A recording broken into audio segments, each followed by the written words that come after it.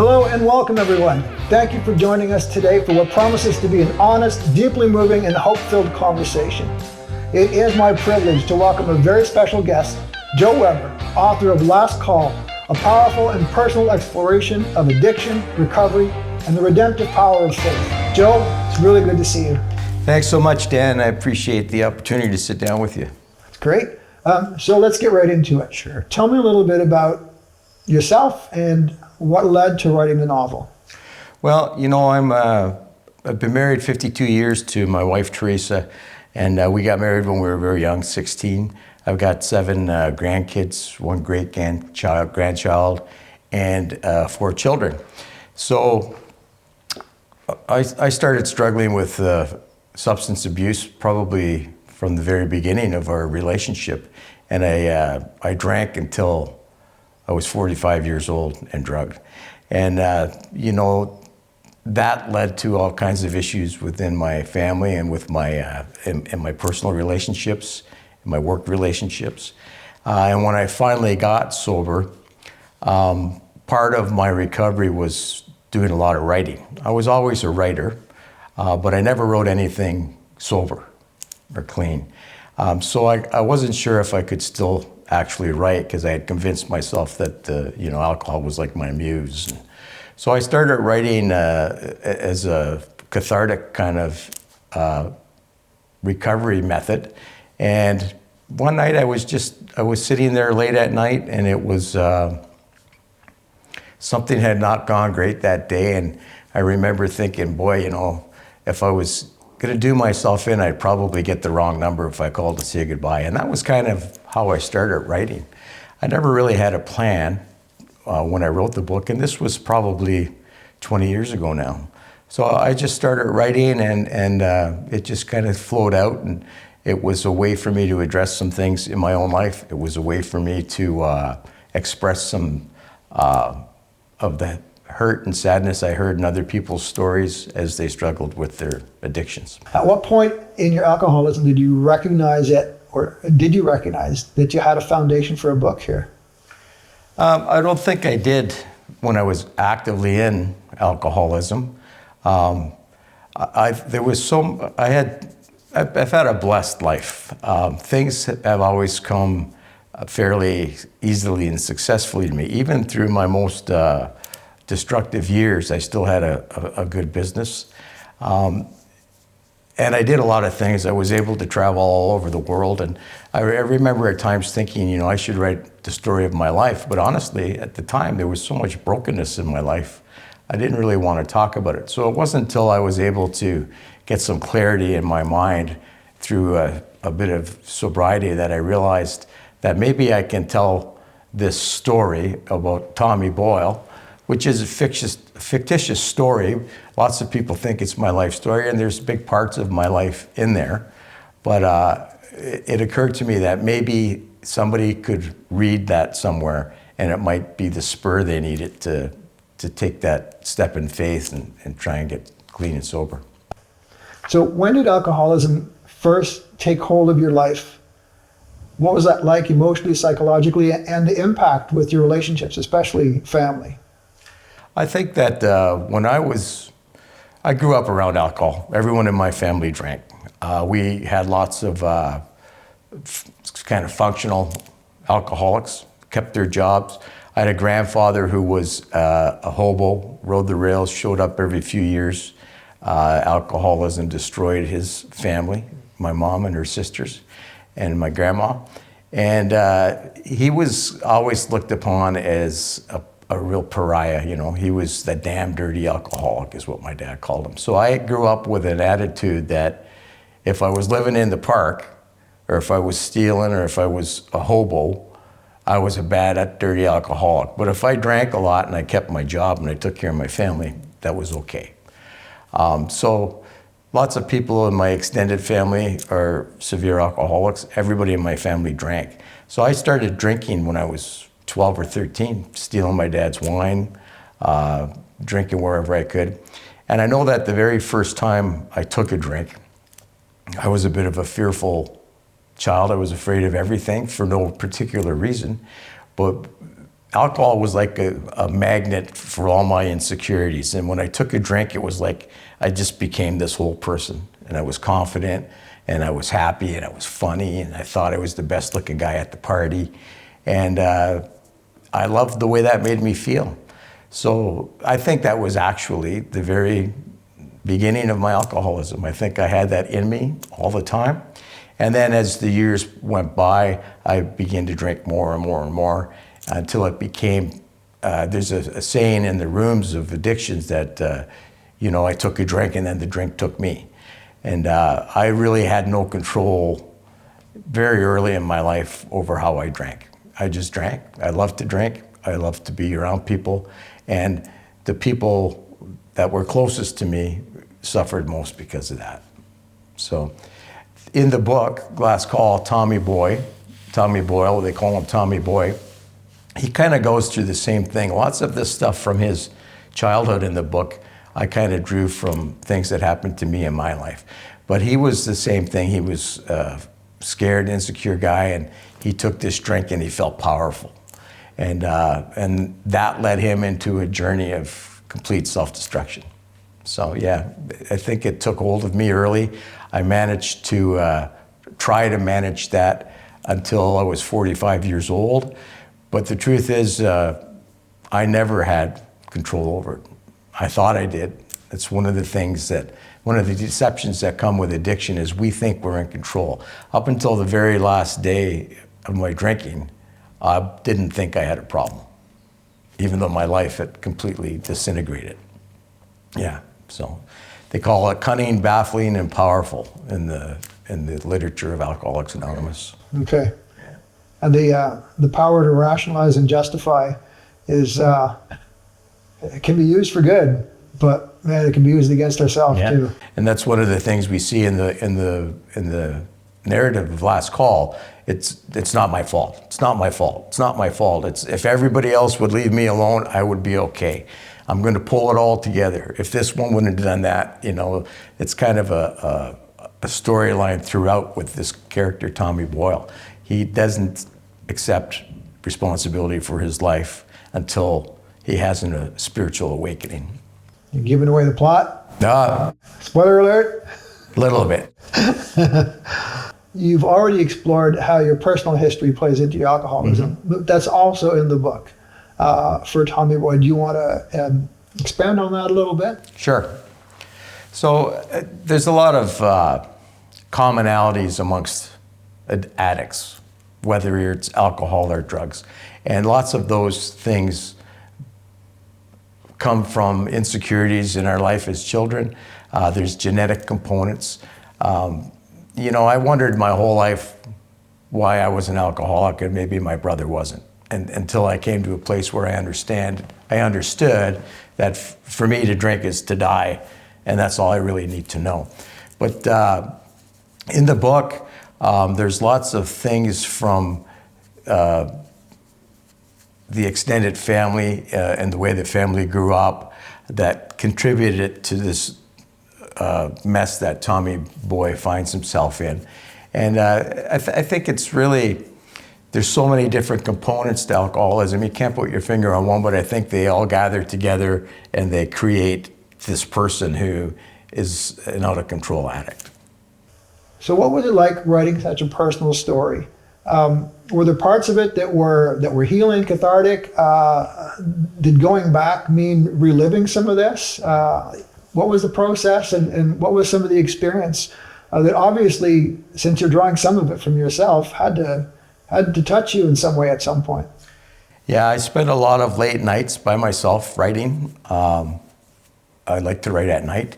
I spent a lot of late nights looking at the things in my life as they related to the narrative that was coming out with Tommy Boyle. And it was hard. It was difficult for me to, I've always had a problem admitting my fault. It was difficult for me to make amends. Sometimes the best amends I can make is changing my life. So there was lots of things that I looked at that I didn't recall that I had done in my life. It brought up certain memories that I had blocked out. It gave me a chance to ask God for forgiveness. Gave me a chance to try and change the way I lived in my family. But it was also very cathartic at the same time. You know, I spent a lot of years in my life, as Tommy Boyle did, not wanting to look at the things that were the foundations of my problems, not wanting to accept responsibility for them. So when you open up that wound, you know, it hurts, and it's hard to look at those things. And, you know, especially if you have an ego like we all do, and I have a great giant ego that I need to keep in check. So it was a very humbling experience for me. It was a cathartic experience, and I'm really happy that I was able to use that story to help heal myself, which gave me the impression that it would be possible to help heal other people. And it's really the reason that I wanted to, after all these years. As I said, I wrote it 20 years ago, and I just, you know, brought it out in 2024, so. How did you decide which parts of the story to fictionalize and which part is really, it's you? That's a good question. Well, you know, there's certain things that in my life that I've done and situations that I've been in that I never want to share with other people. I share them with God or my sponsor or my wife, but there's some things that have to remain private. So that there was things that I wrote when I went back through the editing process that I took out, and not so much because they may have been harmful to me personally, but they may have just come a bit too close to other people's lives.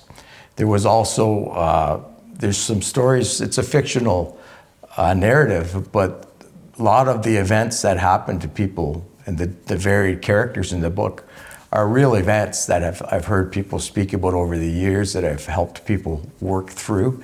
And, you know, I need to respect their privacy. And some of those things didn't make it in the book because they're just too personal, and it would be too easy to identify someone because of the events of the situation. Now, there's, for instance, there's the nun in the book, Sister Petra. I met Sister Petra at a treatment, a family program that I went to. And, you know, I talk about the talisman, the small wooden crucifix attached to, the crudely carved crucifix attached to a circle of wooden beads. Well, I have that at home on my desk, and it was a gift to me from her. So that part of the story was real. Now, you know, the things that happened to her were fictional. But it's kind of a fine line between truth and fiction. It's like the tension that we have between faith and fear, or faith and redemption. You know, it exists all the time. And I had to find a way to bring those components together in a story that was also entertaining and sellable, although that wasn't my thought at the time. And yeah, it was just a lot of late nights, a lot of deep thought, a lot of stroking out or backslashing and delete, copy, paste. And it was a journey. I didn't have, you know, when you listen to prolific great writers, you know, they have a storyline board, and they block it out, and they know where they're going and where they're starting. I didn't really have that. I just sat down and I started writing. And that's why I believe that it was a bit inspired for me, because when I read the book now, 20 years later, I actually don't remember writing most of it. You know, it's familiar to me, but it's like I'm kind of surprised myself at the way it's been written. Was there a moment during the writing that caused you to change how you look at your past? I think there was probably a few moments like that.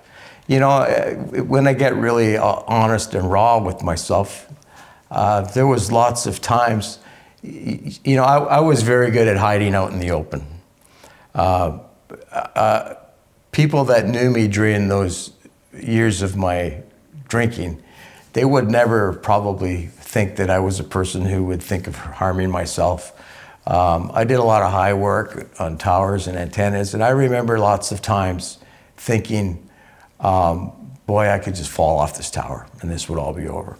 And I never ever verbally expressed that to anyone, but as I was writing about the things that people were going through in that book and how we get taken to that edge where there's no color left in our lives, and everything is gray, there's no joy, there's certainly no hope, and it seems like the best thing that you could do is die. And I don't think I realized how deep those feelings were within me until I started writing that. And that was a big part of a healing process for me. And I don't think anybody, as I said, close to me would have ever thought that I had those dark thoughts, but I did. And I don't think there's anyone who has been involved in addictions of any kind, and dysfunction in families, in the community, that hasn't got to that place where they consider that. So how did you approach the development of the main character, Tommy Boy? Well, Tommy's kind of a composite of myself and a bunch of other people I met. Actually, there's a guy that I met in sobriety who, one of the worst things that you do when you meet someone is you're not supposed to think to yourself, wow, this guy's never gonna get sober. But I met a guy named Tommy who became a very good friend of mine. And he was a guy that I thought, when I met him and I started working with him, and he started working with me literally, I didn't think he had a chance. He was just broken. And he had, and if he sees this, Tommy, you know I love you, but he had broken the lives of everyone that ever came into his circle. So that's kind of where he came from. It's why I used that name. And it was actually, obviously that's not his last name, but I called him Tommy Boy when I first met him. So that's where Tommy came. The rest of the characters, you know, the family dynamics are kind of bounced off of some of my brothers and sisters and the way things worked. Every family has a caretaker and a comedian and these different personalities, and they kind of meld together and somehow they survive. So that's kind of where the family came from. My dad was very much, when I was young, like his dad. He was closed down. He wanted to be a loving father, and later in his life, he was able to get there. But I don't think he, you know, something I think happened to my father when he was a child, and the things that happened to us trickled down and stained the people around us. So that was where the father came from. I needed to have some policemen in the book. So the guy, Bob Gideon, I met a cop who lived not far from me, and he helped me incredibly throughout my early sobriety and became a very good friend, and I was able to sit with him through his death. And his name was Bob, and he was just a great guy. And my favorite character, I think, in the book is Armist Hancock. And he was actually, he was based on a man that I would probably say he's my first alcoholic drinking partner. He was a guy I worked for. He was a Second World War hero. He was a giant mountain of a man, and he drank, and I drank with him. And you know, I was probably only 21 or 22 when I met him, and I just drank. It's the first time I really drank hard was with him. So that's where Armist Hancock came from. But the name Armist actually was a guy that got picked up hitchhiking. An old guy, he was torn down, and you know, you could tell he had a life behind him. And he got in the car and, "What's your name?" He said, "My name is Armist." And because he was born on Armistice Day, and I remember him saying to me, "It's not easy going through life being named Armist." So that's kind of where the characters kind of came. There's sort of personifications of people I met throughout my life, and I melded them together in a way that would work in the narrative. And the Father Hank Quinn, I had a priest in my life who was that guy who had problems with relationships, and he was no longer a priest, but he was still had a heart for service and helping people. The character Rhonda, I just met so many Rhondas in my recovery journey who ended up living lives that they never would have considered possible because of their need to feed their addiction, and did what they had to do to get well. And lots of them don't make it out of that life. So when they do, it's just such a miracle. What key message did you hope to convey through this gathering, this all these characters that you've got in your book? Well, I think that the underlying message I wanted from the beginning was that there's going to always be hope, regardless of where we end up. Everyone has a different bottom, and my bottom seems easy compared to other people's that I've seen. But I wanted people to understand that throughout that whole journey of dysfunction and addiction, there is this glimmer of hope that we can call out to God and the people that are in this earth to help people that are struggling with addiction.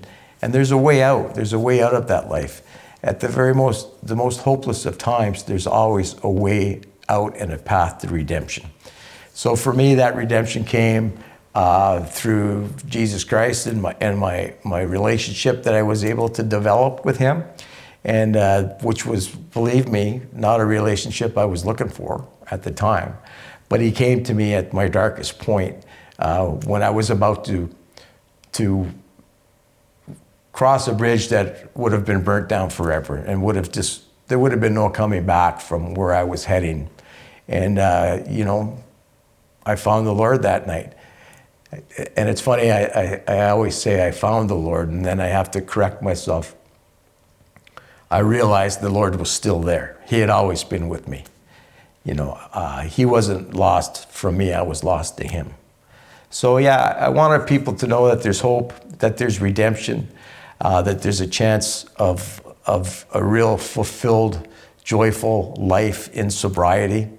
I wanted people to know they can do things in sobriety. I remember some of the many times I tried to get sober, and I had 3 daughters and a son, and I remember thinking crazy things like, well, how am I going to enjoy my daughter's wedding when they get married sober? Stuff like that, because the thought of being altered, it consumes every other thought. So yeah, I wanted people to know that there was hope, and that there was life, and that there was relationship. And these things were all possible through a loving God who would pick us up out of our mire and set us back on a path that he had always intended that we would be on. Beyond family and personal experience, how does your novel explore society's relationship with addiction? Well, there's no political will regardless of what you hear from the politicians, there's very little political will to do anything about addictions. If we can heal addictions, if we can have treatment facilities readily available for people, it solves a myriad of problems within our society. But our communities are broken. Our downtown cores are mostly lost to, have pawn shops in the story and sex shops. And today we have free drug clinics in Canada where we are now, or not clinics, dispensaries.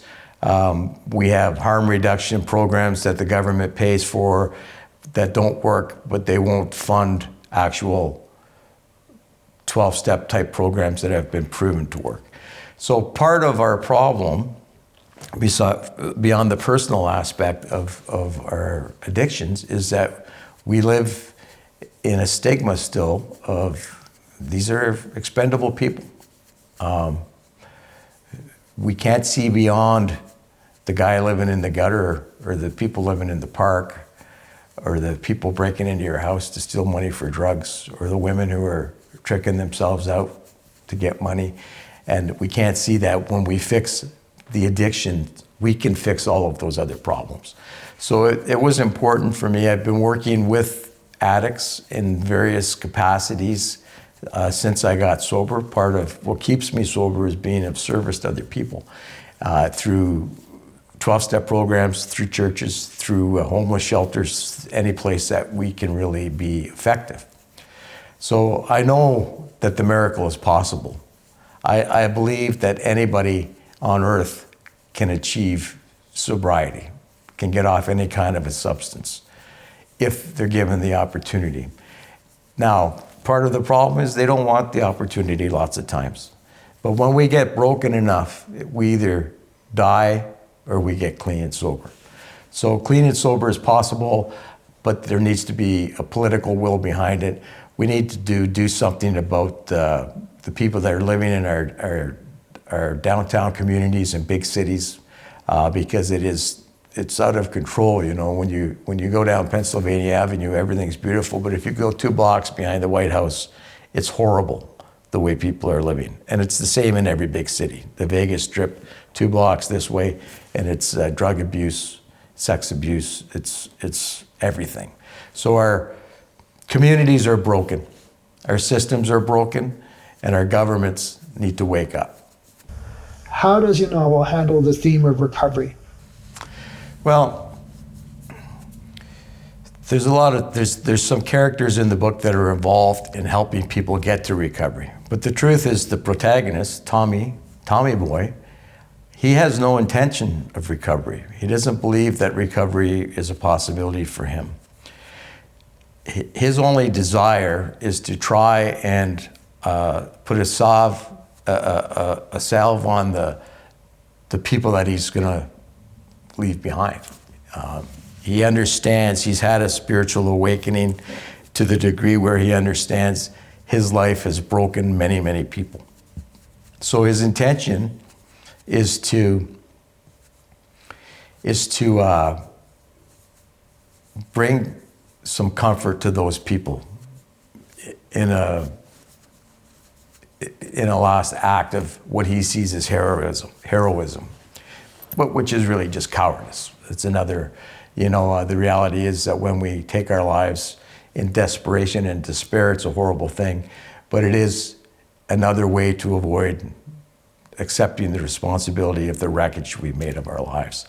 So he has no intention of recovery, but the journey of his life brings people in his sphere into recovery.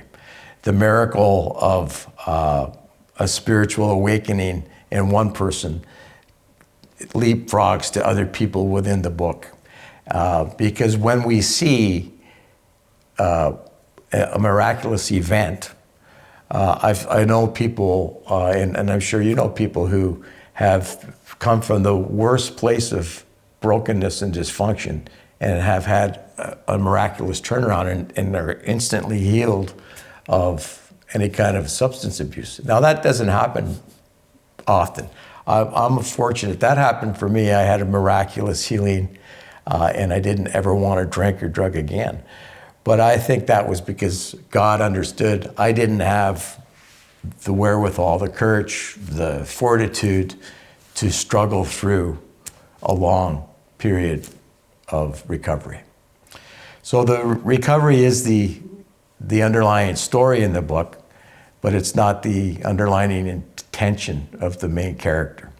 It's a side effect. However, having said that about the character, the whole idea of the book was to demonstrate that there is recovery and there is hope. I also, I left this book sit for, 15 years. And in the last 5 years, I've been looking at getting it published and getting it out there.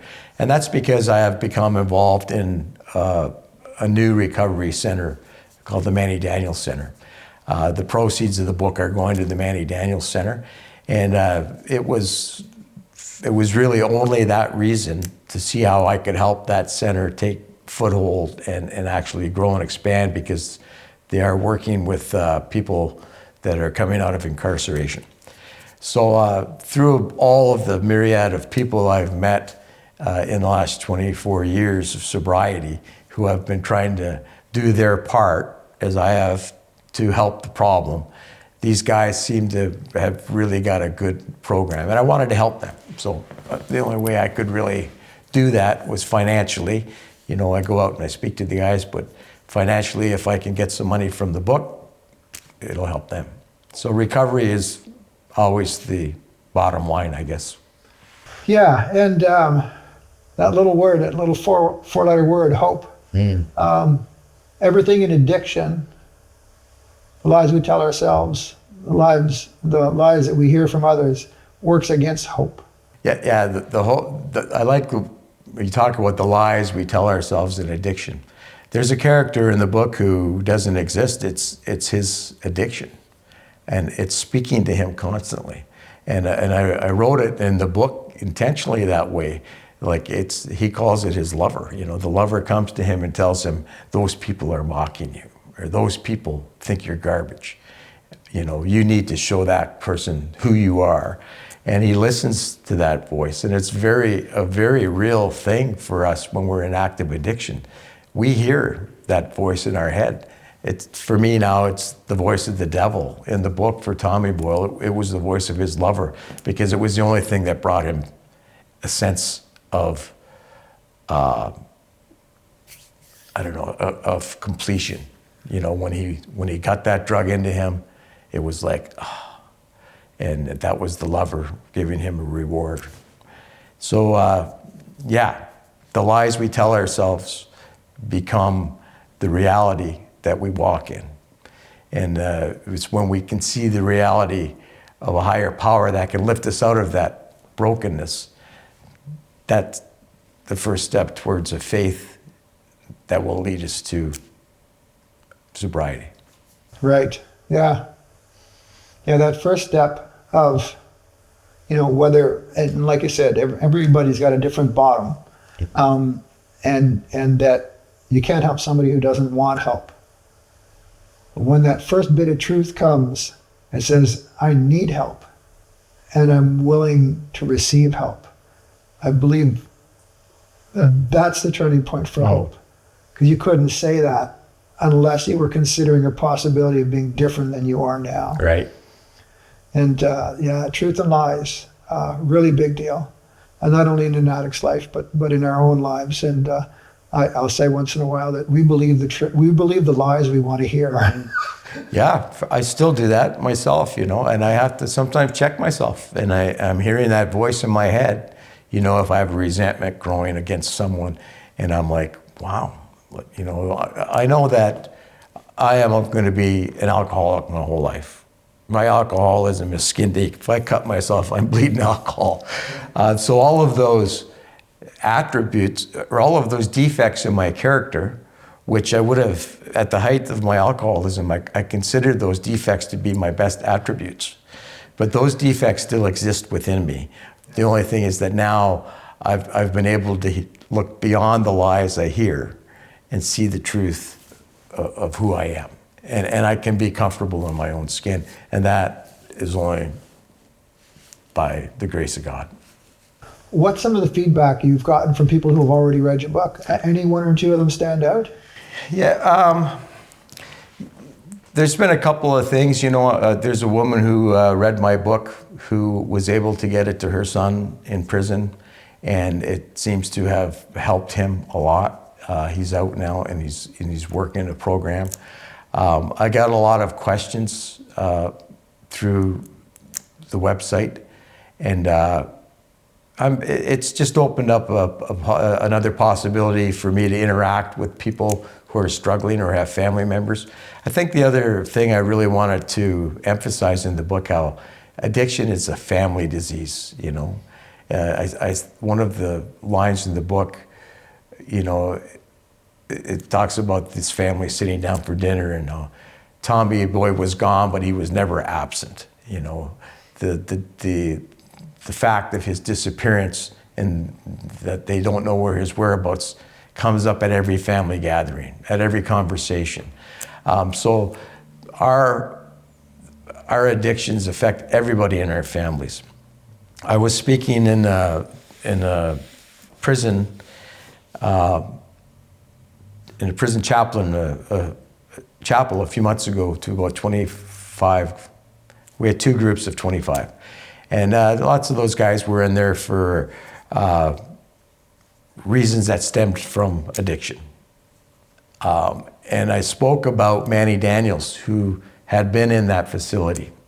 I never knew Manny Daniels, but my friend Spencer Kell, who started the treatment center, he was incarcerated with Manny Daniels. So as I was speaking to this group, I mentioned that I was holding up my book and I was talking about Manny Daniels, and I was letting them know that he had been in this same institution and that there was hope for them, because there was 2 guys, Manny Daniels and Spencer Kell, cellmates. Well, Manny came out, and Manny unfortunately fell back into life, and he overdosed and he died. But the effect that he had on Spencer Kell led him on to start this treatment center. This Love Soluble is the name of the charity. So when I was done that night, one of the inmates came up to me and said, I knew Manny Daniels, but he didn't know he was dead. So I got a chance to speak into that guy's life, and he got a chance to, that's the book's in the prison library there. So he's read the book, and I've contacted him since, and he's contacted me, and that's really that's the biggest hope that I have, is that if even one person's life is changed by that book, then I'll be blessed by God forever. So what's the best way for people to get a hold of you, get more information about what's going on, buy the book? Yeah, so I have a website. It's called isfreedindeed.com. And on that website, there's lots of information about the book. There's also links to the Manny Daniels Center, to Love Soluble. There's a link to the Freedom Project podcast, where we speak to a lot of people about their addiction journeys and other things. And also, there's a shopping cart. God bless the website. So you can buy the book. It's a print copy, an e-copy, and I think the audio copy will be up on the website this week. It's on the website. You can pay. It's a checkout through PayPal, or you can use your debit, or however you choose to buy it. It's also available on Amazon. It's on Kindle, Barnes and Noble, any kind of electronic or any outlet that electronically does books.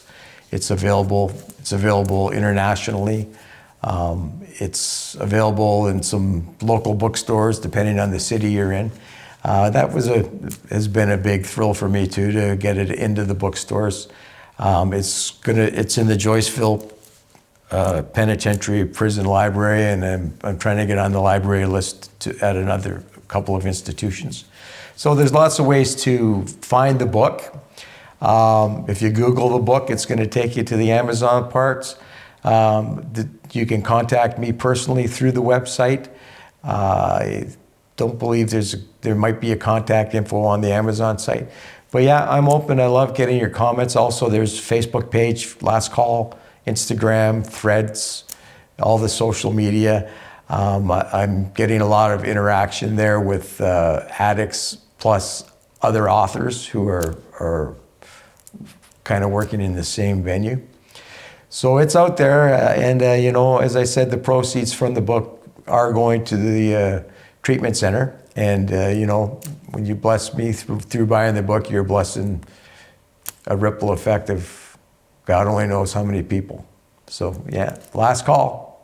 Yeah. I think it's a great book. We're going to have a few people watching this video that need to know there's some hope. So why don't you take a moment and speak directly through that camera to somebody who, by the grace of God, needs to hear what you're about to say. Thanks, Dan. I think I just want people to know whether you're active in addiction, whether you're seeking recovery, whether you feel like there's no place left for you to go in your life, there's always hope. I have done things in my life I'm not proud of. I spent a lot of years of my life walking in shame and fear, but I know that those were tools of addiction that keep me broken and stuck. So if you're out there and you have a desire to have recovery, to walk in a better life, they say in the rooms to give up the high cost of low living and to find a path in life that brings you joy and fulfillment, reach out to someone. I can guarantee you that there's someone close to you right now who is there to help you if you ask for them. If you're a family member of an active addict, I know you may have to separate yourselves from those people for your own well-being, but never stop praying for them. Never give up hope that they won't be able to find a way back to their life, because that's really what they're lost and they're struggling in this whirlwind of addiction. So there's hope, there's redemption. I know that when a lot of people come to a place where they're ready to seek help, they're very angry at God. I get that, I've been there, but I know that eventually you will see that the Lord will take you to a place of fullness and wholeness, and He will lay a step in front of you. When you take those steps in recovery, they will become a path for your life. And I just pray for you all the time that you'll be able to find your way into a life that brings you joy and that brings some light back into your darkness. And if there's any way that I or anyone can help, please reach out. And everyone I know who's in recovery is blessed to be able to help someone else find their way. I guess that's about it. Thank you so much, Joe. Really appreciate your time, and look forward to chatting with you again soon. Thanks everybody for watching. I'm Joe Weber. Last Call is the book, available pretty much anywhere you can get a book, but go directly to the website to find out more about the good that book will do and participate in somebody else's recovery and maybe even in your own.